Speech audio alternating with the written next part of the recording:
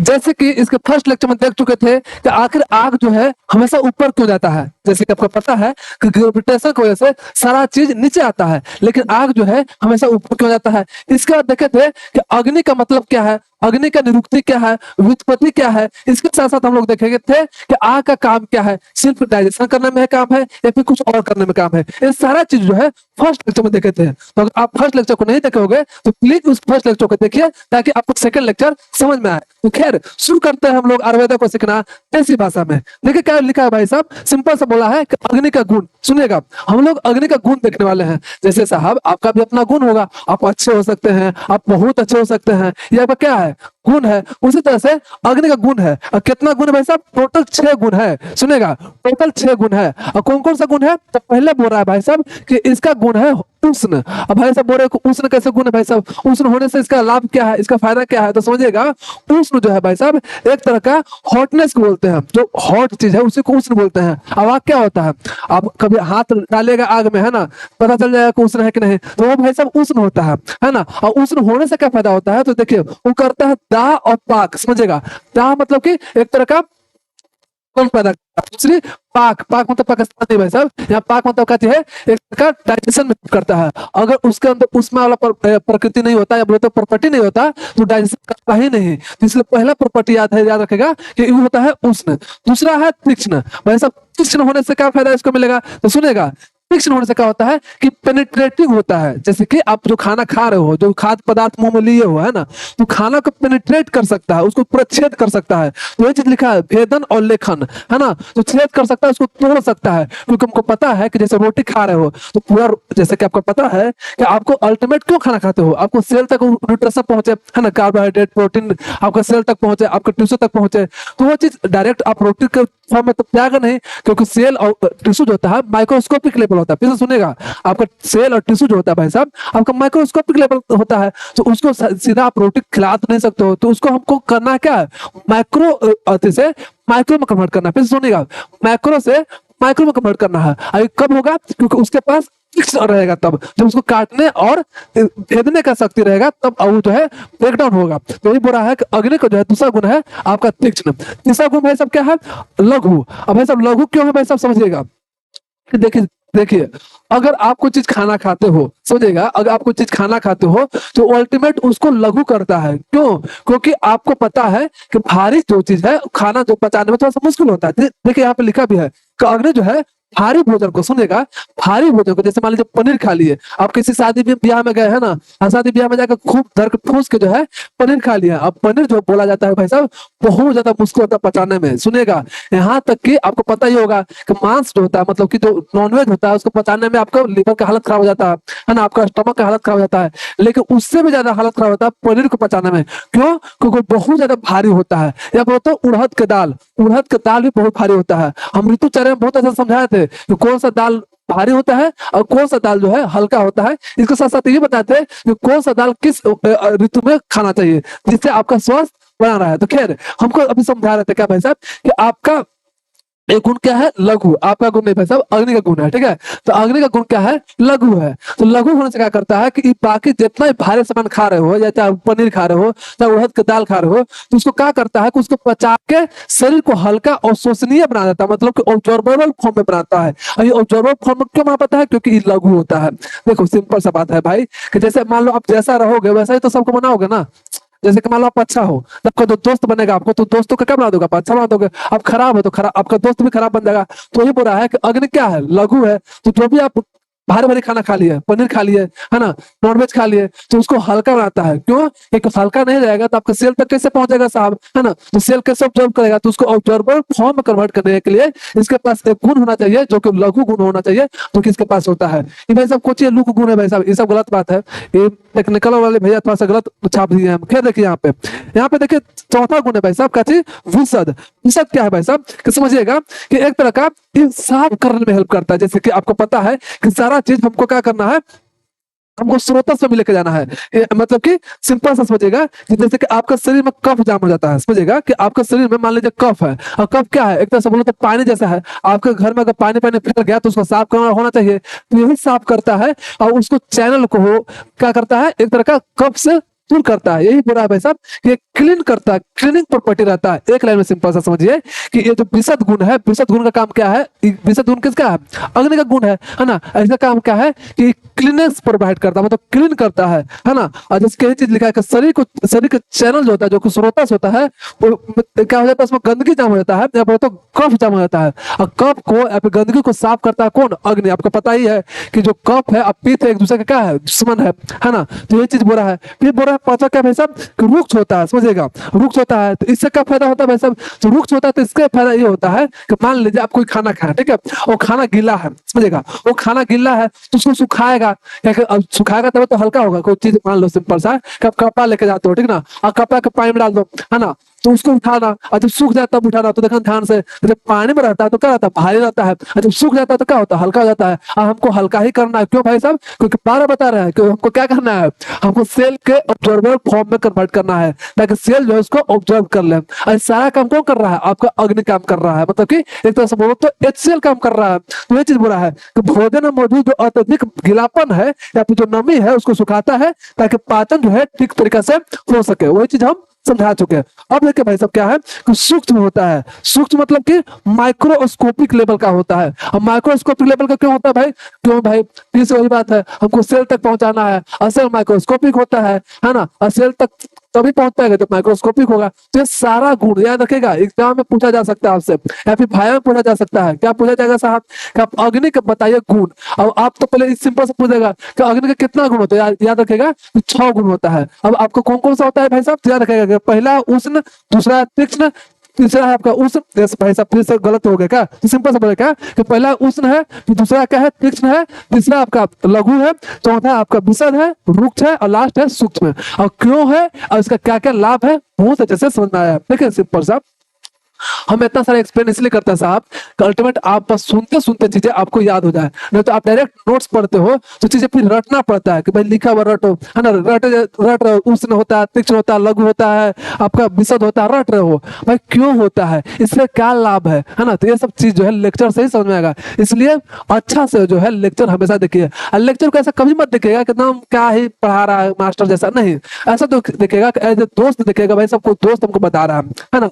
और उसके लिए कोई कॉपी किताब लेने की जरूरत नहीं है, आराम से चिल होके, हो सके तो चाय वगैरह ले लीजिए, है ना, आसपास, और चाय को चुस्की लेते हुए आप पूरा लेक्चर को ऐसा लगा कि मूवी चल रहा है। क्यों, क्योंकि हम जो बताते हैं ना भाई, एक तरह की कहानी के तौर पर बता रहे हैं कि एक चीज दूसरा चीज से लिंक है। जैसे देख रहे भाई साहब को उष्ण है, तो उष्ण होने से क्या फायदा है, आप देखें कि तीक्ष्ण है, तीक्ष्ण होने से क्या फायदा, तो एक दूसरे से लिंक है कि नहीं साहब, आराम से लिंक है। तो बस सुनते रहो आराम से, लॉजिकली आपको बहुत अच्छे से समझ में आएगा। खैर हम नेक्स्ट देखते हैं। नेक्स्ट क्या है भाई साहब कि अग्नि का वर्गीकरण, सुनेगा तो टोटल 13 प्रकार के अग्नि होता है, जो बहुत बार सुने भी होंगे, अगर फर्स्ट ईयर में पढ़े होंगे थोड़ा बहुत, आप बोलोगे भाई हम तो पढ़े एकदम ही नहीं है, आप कैसे बोलेंगे पढ़े होंगे, हम इसे बोले कि इफ, है ना, अगर आप पढ़े होगे तो आप पढ़े होगे क्या कि 13 प्रकार के अग्नि होता है। और कौन कौन सा अग्नि होता है भाई साहब, तो याद करने में ज्यादा जोर नहीं पड़ेगा, सिंपल से याद हो जाएगा। पहला होता है जठराग्नि, सुनेगा, पहला होता है जठराग्नि जो कि मेन है, बोला जाता है इसको बोला जाता है मास्टर ऑफ अग्नि। इस सारा अग्नियों का क्या है, मास्टर, टोटल क्या है 13 को है, और 13 12 का क्या है, ये मास्टर है, कौन,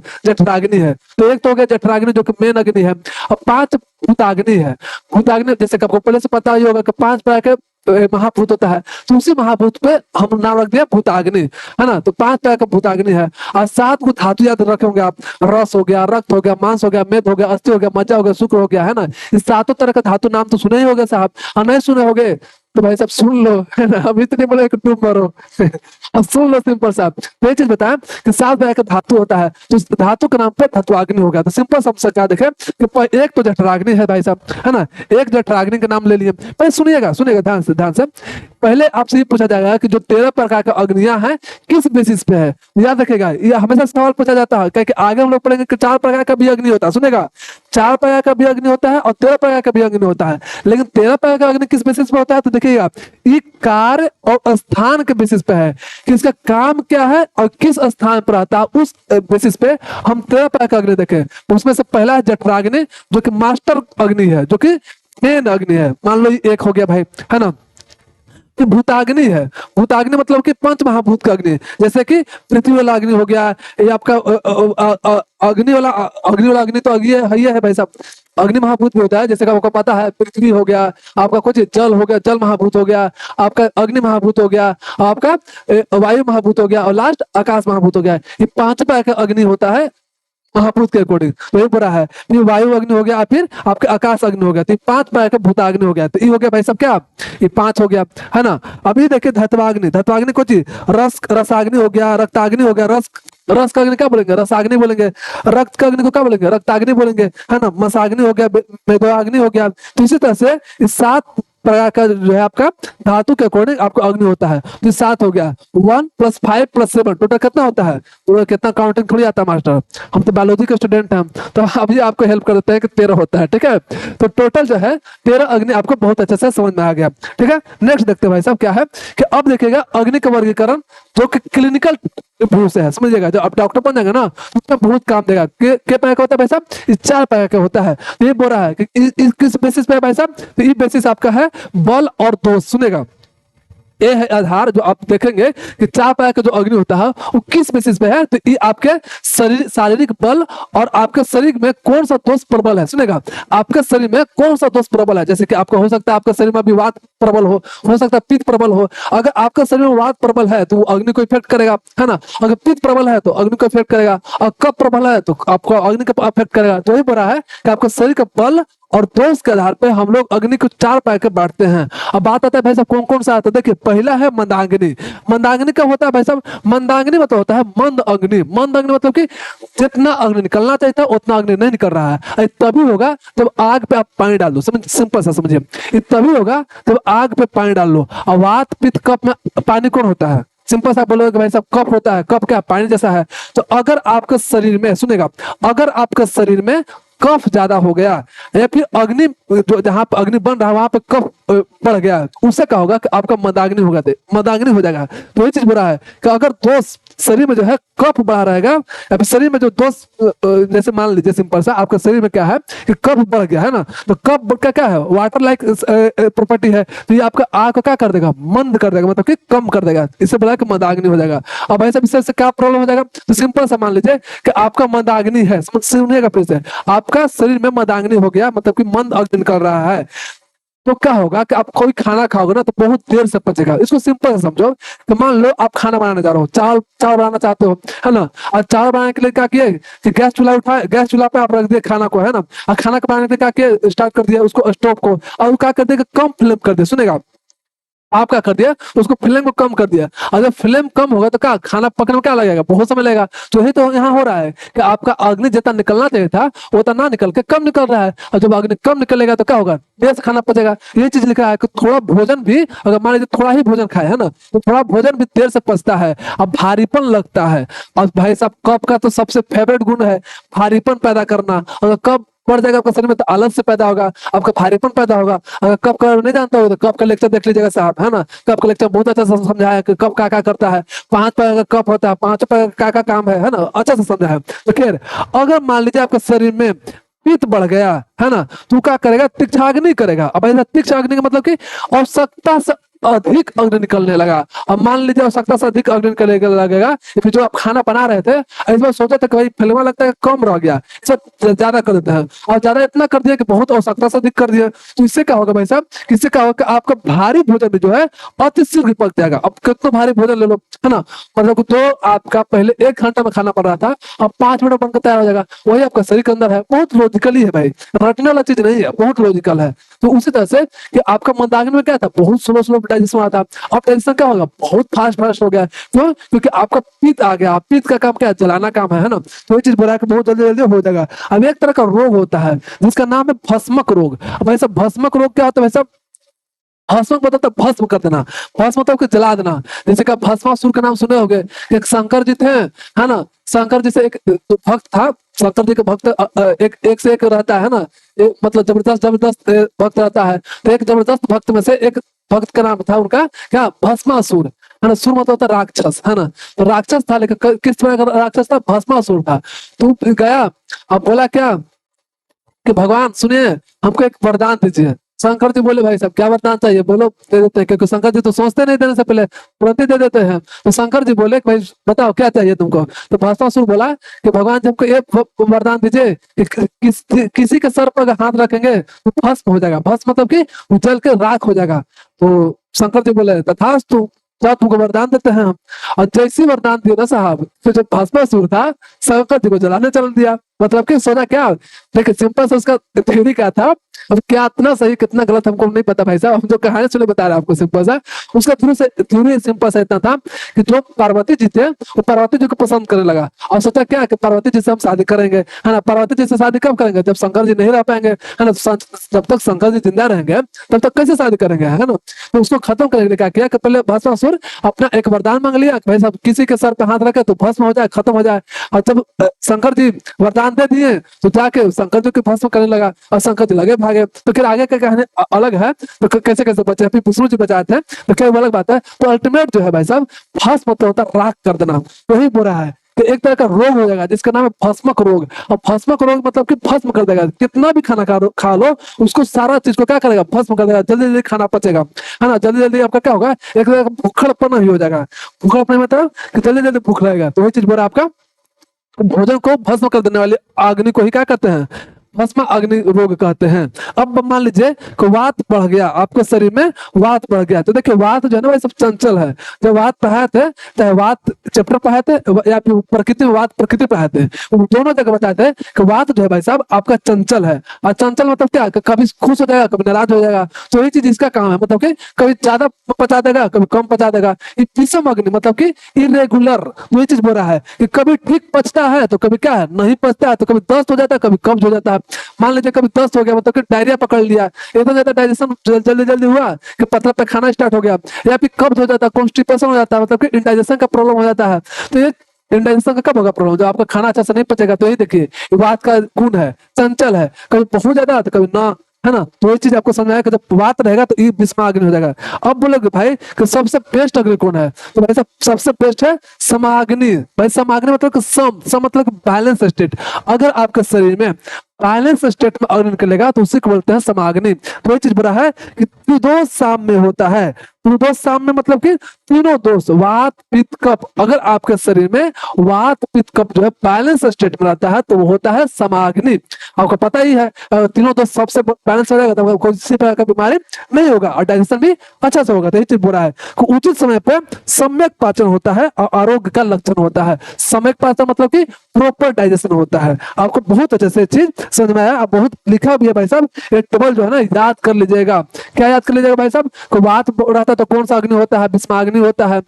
सॉरी सॉरी भाई साहब, फिर देखिए कफ रहता है तो मदाग्नि हो जाता है, पित्त रहता है तो तिक्षाग्नि हो जाता है, और जब तीनों बैलेंस रहता है तो आपका समाग्नि हो जाता है। तो चारों अग्नि आपको याद रखेगा। तो पहले तो देखे भाई साहब कि कार्य और स्थान के बेसिस पे हम 13 प्रकार के अग्नि देखे, जिसमें से एक जठराग्नि था, 5 भूताग्नि था और 7 प्रकार का तत्वाग्नि था। उसी तरह से हम लोग देखे कि किसके बेसिस पे भाई साहब कि आपके शरीर के बल और आपके दोष कि आपके शरीर में कौन सा प्रबल है उसके बेसिस पे हम लोग देखे 4 प्रकार के। उसमें से एक था आपका मदाग्नि, फिर तिक्षाग्नि, फिर विस्माग्नि और लास्ट में क्या था भाई साहब आपका समाग्नि था। आपको बहुत अच्छे से 4 प्रकार का अग्नि समझ में आया होगा। अब देखे क्या भाई साहब कि जठराग्नि का काम क्या है, जैसे कि हम लोग देखे ना 3 प्रकार का अग्नि, जिसमें से पहले देखे थे जठराग्नि, फिर देखे थे क्या आपका भूताग्नि और लास्ट में देखे थे धत्वाग्नि। उसी में से हम लोग फर्स्ट देखेंगे क्या भाई साहब जठराग्नि। तो जठराग्नि क्या करता था समझिएगा, तो देखिएगा जठराग्नि जो साहब है 3 काम करता है। सुनेगा फिर से, बहुत लॉजिकल है भाई साहब और बहुत ज्यादा इंपॉर्टेंट है। बहुत ज्यादा इंपॉर्टेंट इसलिए बोले भाई साहब कि है एग्जाम में बार पूछा जाता है भाई जठराग्नि के कार्य को लिखे, या फिर आपको भाया में पूछा जा सकता है कि जठराग्नि के काम बताइए। तो अगर वॉल्यूम कम हो गया होगा साहब, आप लोग कभी कभी वॉल्यूम कम कर देते हो या फिर नोटिफिकेशन चेक करने लगते हो, तो अगर ऐसा स्थिति होगा तो थोड़ा सा रुक जाइए और यहाँ पे ध्यान दीजिएगा थोड़ा सा, है ना। देखिए सिंपल सा है, ऐसा नहीं कि बहुत ज्यादा भारी है। फिर से सुनिएगा, हम जब भी बोलते हैं कि ध्यान दीजिएगा तो ऐसा मत समझिएगा कि भारी है, थोड़ा सा लॉजिकल है। इसलिए जब लॉजिकल चीज आता है आपको समझने में अच्छा लगता है और आपको समझ में आएगा बहुत अच्छा से। तो देखिए क्या बोल रहा है, तो पहला बोल रहा है भाई साहब कि जठराग्नि का मतलब क्या है, सुनिएगा। जठराग्नि का मतलब क्या होता है, तो जठर मतलब होता है स्टमक, सुनेगा। जठर मतलब होता है स्टमक, और अग्नि मतलब क्या होता है डाइजेस्टिव फायर। जो आपके स्टमक में डाइजेस्टिव फायर का काम कर रहा है, उसी को जठराग्नि बोलेंगे। सिंपल सा बात है, तो आप रटिएगा नहीं कि जठराग्नि जठराग्नि नहीं। जठर मतलब होता है स्टमक, और अग्नि पाचन कर रहा है, जो आपके पेट में पाचन कर रहा है उसी को जठराग्नि बोलते हैं। अब आप बोलोगे साहब कि ये तो HCl करता है, तो बिल्कुल HCl को तो जठराग्नि बोलते हैं।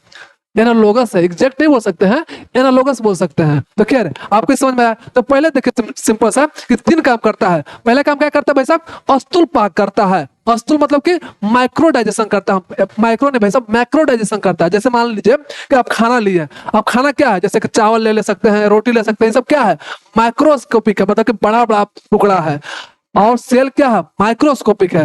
तो माइक्रो से हमको माइक्रो में कन्वर्ट करना है। तो वही चीज बोल रहा है कि अस्तुल पाक करेगा। पहले जो जठराग्नि है जाएगा क्या चीज? जैसे मान लीजिए खाना खा लिए, ये खाना कहाँ जाएगा? आपके पेट में जाएगा। अब पेट में कौन चीज है?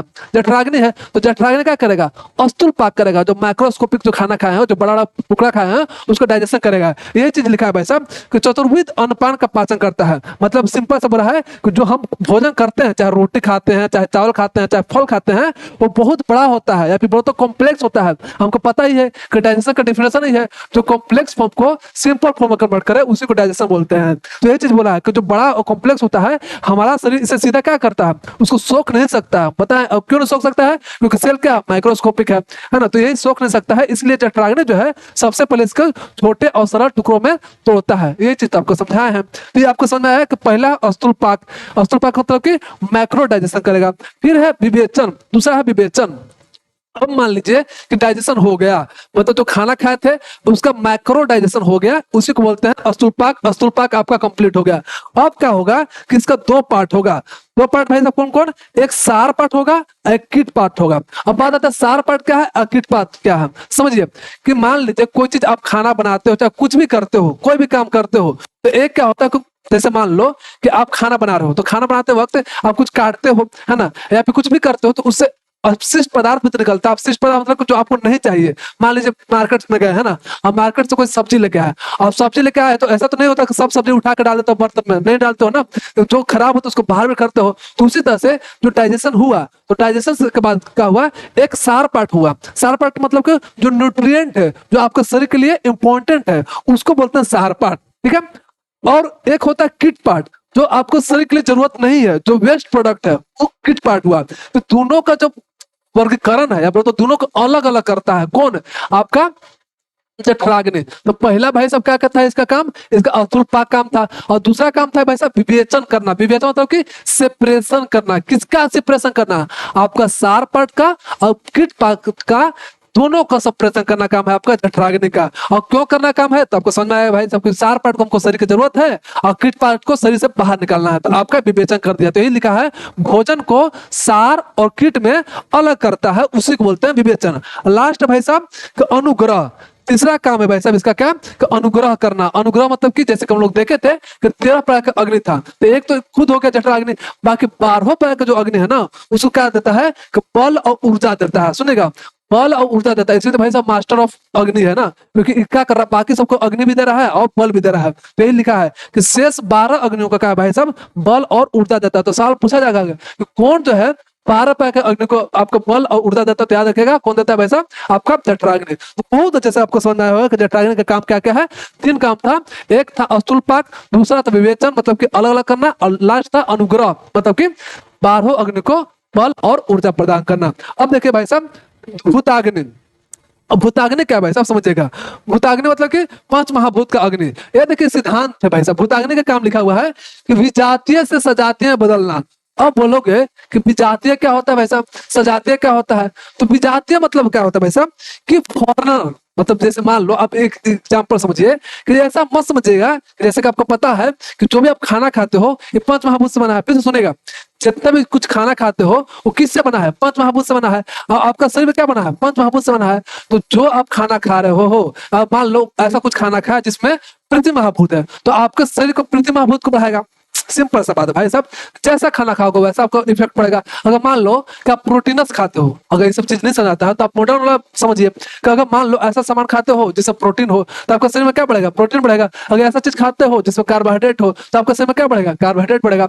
उसी तरह से आयुर्वेदा क्या बोलता है कि दुनिया के जितना भी चीज है पंच महाभूत से बना है, और दुनिया का सब चीज पंच महाभूत से बना है, तो आपका खाना भी क्या बनेगा, पंच महाभूत से बनेगा। यहाँ तक तो समझ में आएगा भाई साहब। आपका शरीर में क्या से बनेगा, पंच महाभूत से बनेगा। तो सिंपल सा बोल रहा है कि अगर आप पृथ्वी महाभूत वाला खाना खाते हो तो आपका शरीर का पृथ्वी महाभूत बनेगा या फिर बढ़ेगा, सिंपल सा, या फिर मजबूत होगा, एक लाइन में सिंपल सा, है ना। अब बात होता है क्या कि ऐसा मत समझिएगा, अब ये सजातीय विजातीय समझा रहे हैं, तो ऐसा मत समझिएगा कि जो खाना के पृथ्वी महाभूत है हमारा शरीर का पृथ्वी महाभूत है सेम है। सुनेगा, ऐसा एकदम नहीं है कि जो खाना के पृथ्वी महाभूत है, चाहे अग्नि महाभूत है, चाहे वायु महाभूत है, जो भी महाभूत है, खाना में 5 महाभूत होगा, तो जो भी उसका महाभूत है, हमारा जो 5 महाभूत है उस सेम नहीं है, थोड़ा सा डिफरेंस है। अब इसको समझिए सिंपल सा, कि जैसे कि मान लीजिए आप यहाँ पे रहते हो, भारत में रहते हो, तो भारत में क्या चलता है, रुपया चलता है। जो भी चीज खरीदते हो, कोई भी सामान खरीदते हो तो किससे खरीदते हो, रुपया से खरीदते हो। लेकिन मान लो कि यही चीज जाओगे अमेरिका में चल जाओगे, तो अमेरिका में क्या करना पड़ेगा, रुपया से उसको डॉलर में कन्वर्ट करना पड़ेगा। रुपया एक तरह का क्या करेंसी है, सुनेगा, रुपया भी एक करेंसी है और डॉलर भी करेंसी है, लेकिन दोनों में डिफरेंस है कि नहीं, जस्ट यही डिफरेंस यहाँ पे है। विजातीय मतलब तो फॉरेन, मतलब कि मतलब कि भूताग्नि तो वही है, मतलब कि पंच महाभूत तो वही है, लेकिन फॉरेन महाभूत है, मतलब कि दूसरा महाभूत है, और हमारा शरीर का महाभूत अलग है। तो इसी चीज को बोला है कि फॉरेन महाभूत को, जो आप अग्नि, जो मतलब कि जो खाना में महाभूत है उसको जो है सजातीय में, मतलब कि हमारे शरीर का जो महाभूत है उसके अकॉर्डिंग कन्वर्ट करता है। अब आपको समझ में आया होगा कि भाई सब क्या करता है, विजातीय से सजातीय में कन्वर्ट करता है। विजातीय मतलब कि दूसरे जात का था, दूसरे फॉरेन पार्टिकल था, या फॉरेन पार्टिकल नहीं बोल सकते हो, फॉरेन महाभूत था। और फॉरेन महाभूत से, फॉरेन मतलब कि विदेश का, है ना, अलग अलग का महाभूत था, उसको हम अपने अकॉर्डिंग, अपने शरीर के अकॉर्डिंग, मतलब अपने शरीर के महाभूत के अकॉर्डिंग उसमें कन्वर्ट करते हैं।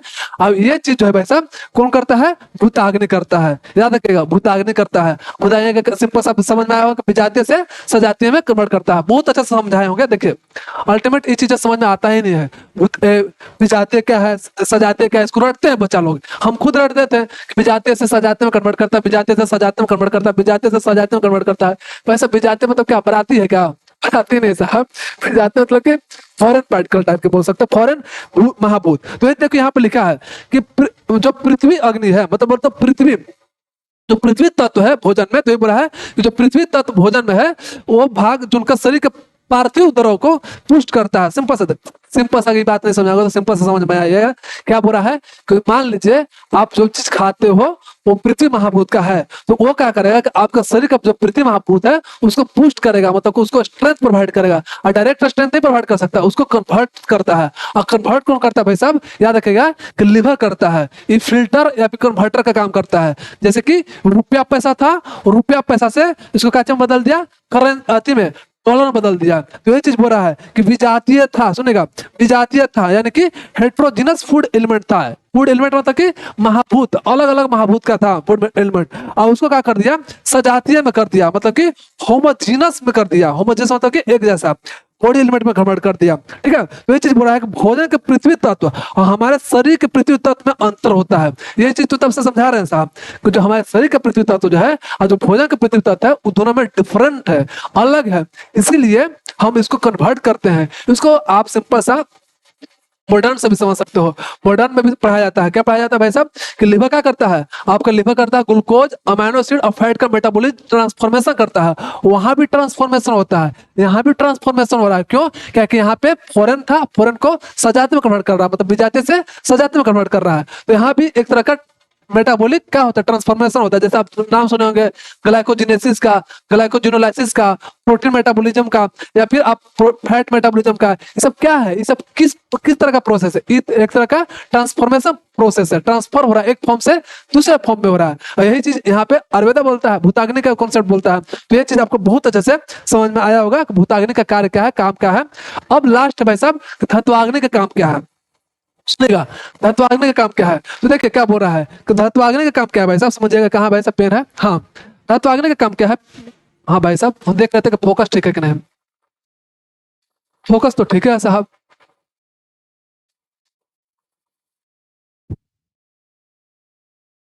ठीक है, देखिएगा। अब देखिएगा भाई साहब कि देखिए धात्वाग्नि का काम क्या है, तो समझिएगा सिंपल सा कि इसको बोलते हैं टिश्यू या सेलुलर मेटाबॉलिज्म। अगर मान लीजिए कि आप किसी भी तरह का खाना खाते हो, या मान लो कि कैल्शियम खाते हो तो कहाँ किसके लिए हेल्पफुल है, आपका बोन के लिए हेल्पफुल है। तो यही चीज बोल रहा है यहाँ पे धात्वाग्नि, मतलब कि आपके 7 प्रकार का धातु होता है, रस होता है, रक्त होता है, मांस होता है, मेद होता है, अस्थि होता है, मज्जा होता है, शुक्र होता है, और 7 प्रकार के धातु को पोषण करता है। मतलब कि जैसा आप खाना खाओगे उस अकॉर्डिंग आपका धातु जो है उसको पोषित करेगा, मतलब कि मतलब कि बहुत ऑब्जर्व करेगा। मान लो सिंपल सा एक लाइन में, सिंपल सा भाई क्या बात है, सिंपल सा समझिएगा साहब कि मान लीजिए कि आप जो है ऐसा चीज खाना खाते हो जो कि उसमें आपका क्या था, कैल्शियम है ना। और जो कैल्शियम आप लेते हो शरीर में तो आपका जो है आपका कौन है, अस्थि महाभूत अस्थि महाभूत बोल रहे हैं, अस्थि धातु है ना। तो जो अस्थि धातु है, रुक जाइए भाई साहब पानी पी लेते हैं।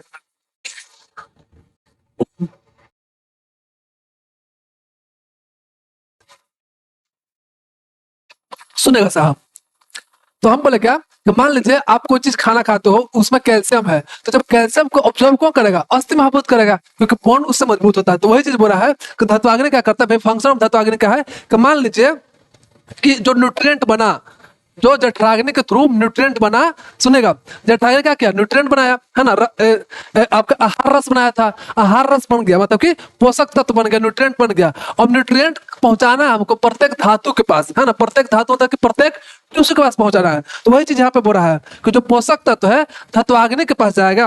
और धात्वाग्नि कितना होता है, 7 होता है। अगर मान लो कि आप कैल्शियम खाए है ना, और कैल्शियम खाए तो किस धातु के पास जाएगा, आपके अस्थि धातु के पास जाएगा। तो मान लो अस्थि धातु के पास पहुंच गया, तो अस्थि धातु के पास क्या होगा, अस्थि वाला अग्नि होगा, है ना, अस्थि धातु वाला अग्नि होगा। तो मान लीजिए धात्वाग्नि अस्थि वाला है, और वो क्या करता है कि इसको 3 पार्ट में कन्वर्ट करता है। सुनेगा, इसको 3 पार्ट में कन्वर्ट करता है। पहला कन्वर्ट करता है स्थूल भाग, है ना, दूसरा कन्वर्ट करता है सूक्ष्म भाग, और तीसरा कन्वर्ट करता है मल भाग। अब बात करोगे भाई साहब स्थूल भाग क्या है और सूक्ष्म भाग क्या है और मल भाग क्या है, तो सिंपल सा समझिएगा। स्थूल भाग को प्रसाद बोलते हैं, है ना, उसको बोलते हैं प्रसाद भाग। मतलब कि इससे क्या होगा, आपका धातु का पोषण होगा। सिंपल समझिए, हम क्या बोलते हैं बाबा, एग्जाम्पल लेना कैल्शियम का ताकि आपको समझना आसान हो। कि मान लीजिए आप कैल्शियम लिया, ठीक है, तो अस्थि महाभूत को जाके पोषित करेगा, मतलब कि पोषण देगा। तो वही चीज बोला ये हो गया एक स्थूल भाग जो कि उस धातु को पोषित करेगा, मतलब कि न्यूट्रिशन देगा। दूसरा बात बोल रहा है कि सूक्ष्म भाग, मतलब कि ये क्या करेगा कि अगला धातु का निर्माण करेगा। हम लोग आगे पढ़ेंगे कि जैसे कि एक न्याय है, एक प्रिंसिपल दिया गया है। क्या भाई साहब प्रिंसिपल दिया गया है कि रस से रक्त बनता है, रक्त से मांस बनता है, मांस से मेद बनता है, मेद से अस्थि, अस्थि से मज्जा, मज्जा से शुक्र। मतलब कि एक धातु दूसरे धातु को बनाता है। तो यही चीज बोल रहा है कि मान लो कि अगर ऐसा चीज खाते हो जिससे रस धातु का पोषण मिलता है, तो रस धातु का पोषण मिल गया।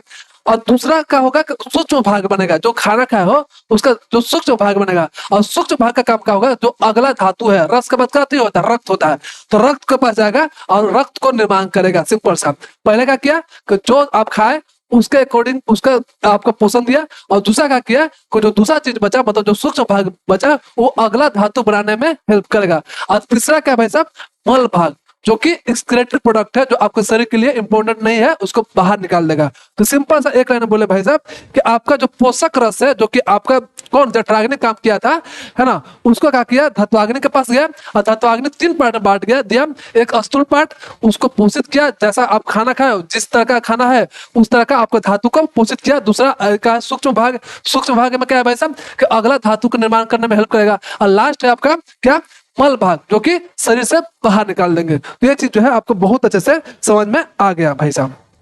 अब क्या है कि निष्कर्ष देखेंगे अग्नि और पित्त का संबंध। देखिएगा आप ध्यान दीजिएगा कि बार बार जब बोल रहे हैं ना भाई साहब कि अग्नि, हम लोग अल्टीमेट आज क्या पढ़े, अग्नि के बारे में पढ़े। तो अगर आप अग्नि के बारे में पढ़ रहे होगे तो आप देख रहे होगे कि पित्त से थोड़ा मिलता जुलता है। पित्त का भी काम क्या है, डाइजेशन का। पित्त का भी गुण क्या है, उष्ण गुण है। और अग्नि का भी काम क्या बताया, डाइजेशन का काम बताया, उसका भी गुण क्या, उष्ण गुण है। तो आप बोलोगे कि दोनों तो सेम है, तो डिफरेंस क्या है ना, एग्जाम में बार बार पूछा जाता है कि अग्नि और आपका पित्त में डिफरेंस बताइएगा। तो देखिए लिखा हुआ है कि भाई साहब इसमें क्या क्या मतलब कि डिफरेंस है। तो पहला बोला है कि प्रकृति, समझिएगा कि इसका प्रकृति क्या, प्रकृति मतलब कि नेचर। तो नेचर में पहले लिखा है कि जो आपका पित्त है ना साहब, ये आपका एक तरह का दोष है, ठीक है।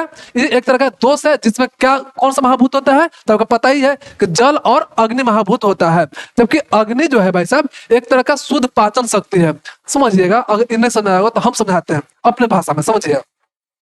आपका जो है फर्स्ट लेक्चर में समझाए थे, अभी भी समझा देते हैं। ये सिंपल सा बोल रहा है क्या चीज कि पित्त और अग्नि लगता तो सेम है लेकिन थोड़ा सा अलग है। कैसा अलग है भाई साहब कि पित्त एक तरह का फिजिकल फॉर्म है, समझिएगा। पित्त एक तरह का फिजिकल फॉर्म है या बोलो तो लिक्विड है ना, एक तरह का लिक्विड है। और उसमें जो एनर्जी है ना, जैसे कि पित्त का काम क्या है, डाइजेशन करना, है ना। तो जो एनर्जी है ना वो एनर्जी आपका अग्नि है, दोनों का काम डाइजेशन करना ही है। लेकिन एनर्जी कौन है, आपका अग्नि है, और पित्त एक तरह का फिजिकल फॉर्म है। और आपको पता ही है कि एनर्जी आप अकेले तो कर नहीं सकता है, उसको फिजिकल फॉर्म चाहिए। तो ये फिजिकल फॉर्म में यानी कि आपके पित्त में प्रेजेंट रहता है, कौन, अग्नि रहता है। तो वही चीज बोल रहा है यहाँ पे, क्या बोल रहा है भाई साहब कि एक तरह का दोष है, मतलब कि पित्त जो है एक तरह का दोष है, मतलब कि एक तरह का फिजिकल फॉर्म है, लेकिन एक तरह का क्या चीज, ऊर्जा है, शुद्ध ऊर्जा है जो कि पाचन शक्ति में हेल्प करता है। दूसरा बात क्या बोल रहा है भाई साहब, देखिए अगर आप पित्त पढ़े होगे तो पित्त बताए थे, पित्त पर मतलब कि जब पित्त चैप्टर पढ़ाए थे तो बताया था कि 5 प्रकार का पित्त होता है और पांचों का अलग अलग काम होता है। इसलिए यहाँ पे बोल रहा है कि पित्त का काम जो है भाई साहब पाचन तो है ही, इसके साथ साथ तापमान को नियंत्रित करना, रंग को मतलब कॉम्प्लेक्शन को कंट्रोल करना, आपके शरीर का पृथ्वी का नियंत्रण करना, इस सारा काम है। लेकिन अग्नि का सिंपल काम क्या है भाई साहब, आपका पाचन करना और धातु का पोषण करना, सिंपल सा। एक तो डिफरेंस हो गया कि एक का काम क्या, बहुत सारा काम है, किसका, पित्त का। लेकिन इसका काम क्या है भाई साहब, आपका सिंपल सा 2 काम है, एक पाचन करना और धातु मतलब कि टिश्यू को पोषित करना, न्यूट्रिएंट देना, है ना। और यहाँ देखो लिखा है स्वरूप, मतलब कि कैसा दिखता है, तो ये बोल रहा है कि एक तरह का लिक्विड है या बोलो तो फिजिकल फॉर्म है, जबकि ये क्या है, एक तरह का एनर्जी फॉर्म है। बोलो तो एक तरह से बोलो तो ये सॉफ्टवेयर है, आपका जो अग्नि है ये सॉफ्टवेयर है, अब पित्त जो है एक तरह का आपका हार्डवेयर है। एक तरह से बहुत अच्छा से समझ में आया होगा।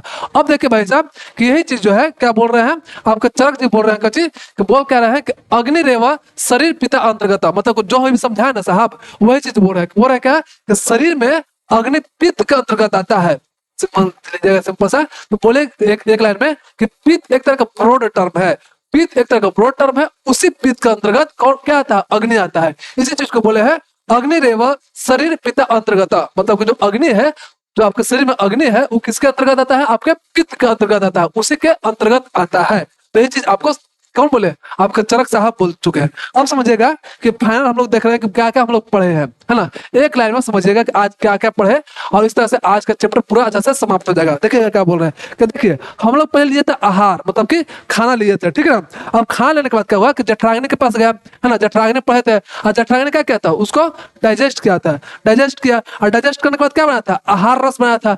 आहार रस जो है कहाँ गया, आपका भूताग्नि के पास गया। पंच महाभूत का अग्नि 5 भूताग्नि होता है, भूताग्नि के पास गया।